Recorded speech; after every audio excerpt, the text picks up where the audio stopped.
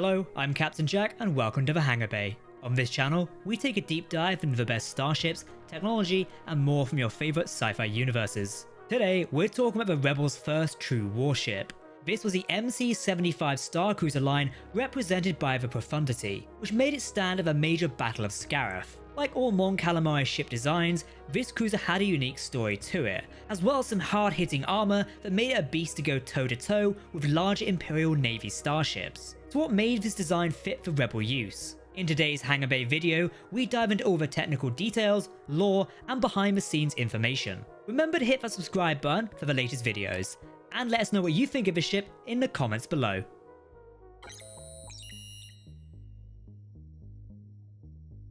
At a length of 1,204.44 meters and a height of 435.56 meters, the MC75 Star Cruiser line was of Mon Calamari design. The starship was powered by 12 Quat Drive Yards Gemini 15 sublight ion drives, which had been repurposed to give the massive starship a cruising speed to match starfighter escorts. These sublight drives were shrouded beneath the engineering plane of the heat-dissipating engineering structure. Like other Mon Calamari ships, the MC75 line was converted from passenger liners, civilian transporters, and tower buildings. As such, the conversion process required refits to be carried out at deep space facilities. The process resulted in the reinforcement of the city ship hull and further backed it with additional heavy armour. This afforded it a battleship hull and weapon column modifications to hold primary weapons and shield generators. Looking at the MC75's design profile, we can see that the command bridge is held by an armoured outrigger fin on the ventral hull. A receiver array opposite a dorsal communications and transmission mast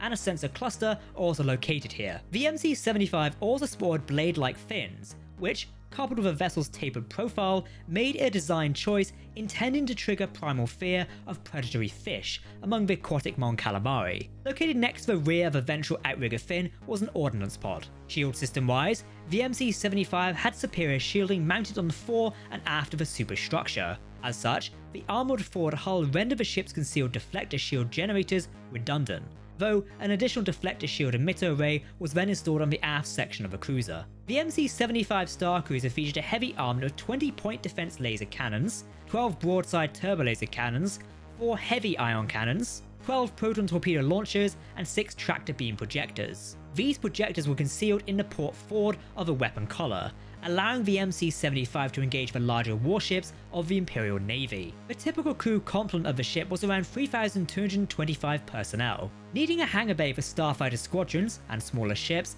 the city ship's former civic atrium was hollowed out and converted into a docking bay and starship service area. This was then overseen by a hangar traffic control suite, protected by overlapping magnetic containment fields. These fields would keep oxygen and pressure regulated. The hangar bay area of the MC75 allowed for a wide variety of Rebel starfighters to be docked and supported, such as X-Wings, Y-Wings, U-Wings, and more. However, the docking bay of the Star Cruiser allowed the ships up to the size of a Corellian corvette to be docked on board. The design of the MC75 appeared to be well suited for refits and configuration changes. For example, during the Imperial era, at least 2 variants of the MC75 were known to exist, in addition to the main MC75 that is represented by the Profundity. We have the MC75 Armoured Cruiser, which features a bulbous hull, a dorsal mast, and a longer ventral mast.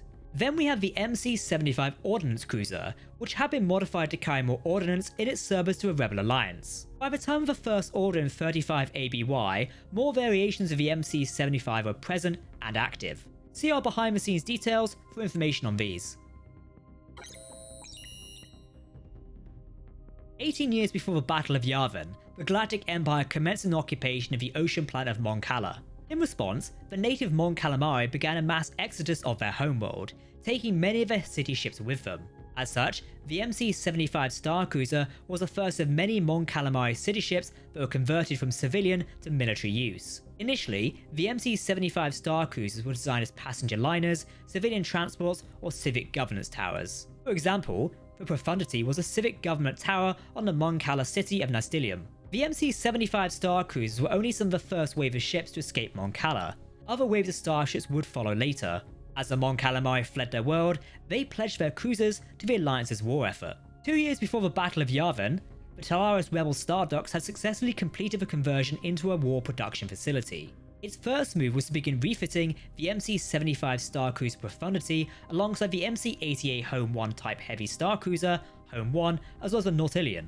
1 year before the Battle of Yavin, the MC75 Profundity rolled off a refit line as one of the first battle-ready capital ships, and assumed a role as the flagship of the Alliance fleet. The Profundity was one of the most well-known MC75 Star Cruisers, mainly due to how it took part in the Battle of Scarif, which was one of the first major rebel battles against the Galactic Empire. Like most Mon Calamari starships, the Profundity started out as a building on the world of Mon Calamari. It was actually the civic governance tower in the city of Nystilium. The tower was eventually converted into a starship design and formed part of the Exodus fleet. The fleet departed from the Mon Calamari homeworld under the command of Admiral Radus, who was actually the city's mayor. Many of the Profundity's crew were made up of former defense staff of the Mon Calamari city. When the Mon Calamari species decided to join the Alliance to restore the Republic, the Profundity was one of the first ships to be converted into a warship, thus making it the Rebels' first proper warship design, and likely capital ship for the fledgling Rebel fleet. Radus would still use the ship as his command ship, as he became an admiral in the Rebel Alliance. When Rogue One departed for Scarif and started their attack on the Imperial installation, word soon reached the Alliance. Admiral Radus scrambled as many ships to form the Rebel fleet, with the Profundity as the Rebels' flagship. He soon departed to Scarif to reinforce Rogue One and make a move to secure the Imperial Death Star battle station plans. With the arrival of the Rebel fleet, the Profundity would serve as the Rebel flagship to coordinate the space battle of Scarif, and it would initially deploy Blue Squadron as reinforcements to the ground forces of Scarif. During the battle, the MC-75 Star Cruiser would take on a heavy beating but held firm, displaying the caliber of craftsmanship of the Mon Calamari species. Towards the end of the battle, the Profundity would coordinate the destruction of 2 Imperial Star Destroyers protecting the Scarif shield gate. Admiral Radus, on the bridge of the Star Cruiser, ordered a Hammerhead corvette to ram a disabled Star Destroyer, causing both Star Destroyers to crash into each other and then into the shield gate, destroying the gate and both Star Destroyers in the process. Following the receipt of the Death Star plans, which were beamed to the ship by Jyn Erso of Rogue One, the Death Star arrived and targeted the planet of Scarif. The crew of the Profundity watched in horror as they could not help the ground forces below. As Admiral Radus ordered all ships to jump to hyperspace, the Imperial Star Destroyer Devastator arrived and intercepted the fleeing Rebel fleet. While some ships were lucky to escape, others were not so fortunate. The Profundity, along with a handful of other Rebel ships, were caught under the wrath of Darth Vader's firepower as the Star Destroyer ripped through the likes of the Nebulon B and successfully incapacitated the Profundity. Lord Vader would later board the ship and work his way towards the Hangar Bay, chasing Rebel soldiers who were attempting to escape with the plan. What was not revealed until the final moments was that the Profundity had the Corellian CR-90 corvette, the Tantive 4, docked in the Hangar Bay. With the Rebel plans on board, the Corellian corvette undocked and launched away from the dead MC-75, as Princess Leia Organa had them escape into light speed. Unfortunately, the Profundity would later be destroyed, presumably by the Devastator, with all hands lost in the engagement. Following the Battle of Endor, the Alliance would transition to the New Republic and form a New Republic defense fleet. The organisation would still continue to use the MC-75 Star Cruisers. For example, one ship was the Temperance, which was placed under the command of New Republic General Hera Syndulla. This was following her flagship, the acclamated class assault ship Lodestar, being destroyed. The Temperance would prove itself a worthwhile starship, being deployed in the Troph operation when it bombarded the Scar of Troith. The MC-75 would later serve as the headquarters of the New Republic's Vanguard Squadron. The ship and squadron were deployed around the Bermuda sector to defend the New Republic's Project Starhawk. This was a shipbuilding project to construct the Starhawk class of battleships. A ship class we'll file a report on at another time. Another MC-75 Star Cruiser was a Silver Coronet. This ship would defend the Mon Calamari homeworld during the scouring of Mon Cala. Imperial forces were attempting to lure the New Republic Defense Force away from the Nandari dockyards, in order for the Empire to attack and destroy Project Starhawk. During the battle, the Coronet arrived as reinforcements for the New Republic, but was quickly defeated by the Empire's Titan Squadron and the Star Destroyer Overseer. 2 other known MC-75 Star Cruisers that participated in the Galactic Civil War were the Aspiration and the Accordance. Unfortunately, Imperial forces would destroy the Accordance in a surprise attack on the core worlds.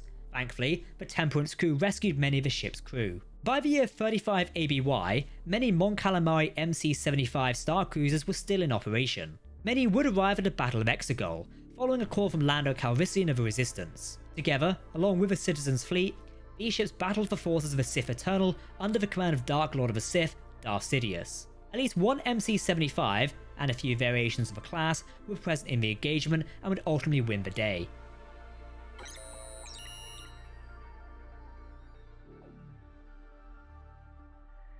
The MC75 would first appear in Rogue One: A Star Wars Story. Its name and classification was not actually revealed in the film. Thankfully, author and Star Wars lore expert Pablo Hidalgo wrote the Rogue One: The Ultimate Visual Guide, which named the ship. Early concept work for the MC75 would refer to it as a rebel trawler. A 2020 sourcebook from the Star Wars role-playing series by Fantasy Flight Games stated that the MC75 Profundity, the one from Rogue One, was actually found intact, and the Galactic Empire would use the battered cruiser as a weapons testing target, though this is not canon to the Star Wars universe, but still a cool detail. Early concept work by Matt Alsop shows how the design of the MC75 Star Cruiser began. In this first image from Matt's ArtStation account, we can see the Profundity design almost has a separatist look to it. You could compare it to a Providence class or some other separatist design we see throughout the prequel trilogy and the Clone Wars. As the design developed, we can see different variations, including a more exposed hull akin to the Nebulon B frigates that made up part of the Alliance fleet. Another design feature shows a more refined look of a would-be cruiser, this one appearing more smoother and slowly getting closer to the look of the MC75 we are familiar with. However, another concept is a complete breakaway from what we would get. This design is rather remarkable. It features a large landing bay at the front of the ship with multiple U-wing ships taking off. Additionally, there are another 2 landing pods at either side of the ship, reminiscent of a battle star in some ways. In the last 2 bits of concept work, we can see the MC75 finally taking shape to what we see in Rogue One. Did you know the MC75 also appears in Star Wars Episode 9, The Rise of Skywalker? Multiple MC75 Star Cruisers are present as part of a citizen's fleet, which arrives and takes part in the Battle of Exegol. This fleet includes the M75s in the usual design we see, but also a few sub-variants in the climactic battle. On screen, you can see the variations of the MC75 Star Cruiser. It does seem to imply that the design is modular in some way. Now, it does appear the designers had trouble creating 16,000 ships for the fleet scene before the movie premiere. As such, they decided to reuse the model of the MC75 and computer programs to mix up component parts for certain ships. This gave the impression each ship was more unique to the battle. So, that's our complete breakdown of the MC75 Star Cruiser as seen in the Star Wars universe. What did you think of this starship design? Is it something you'd take command of to lead a rebel fleet, or would you prefer to be on the side of the Empire? If you want the Force to be with you and continue the Star Wars adventures, hit that subscribe button and click on the YouTube playlist displayed on the end screen for more Star Wars starship breakdowns. That's the end of this video. I've been Captain Jack in the Hangar Bay. Remember, if you're talking about science fiction, we want to hear about it.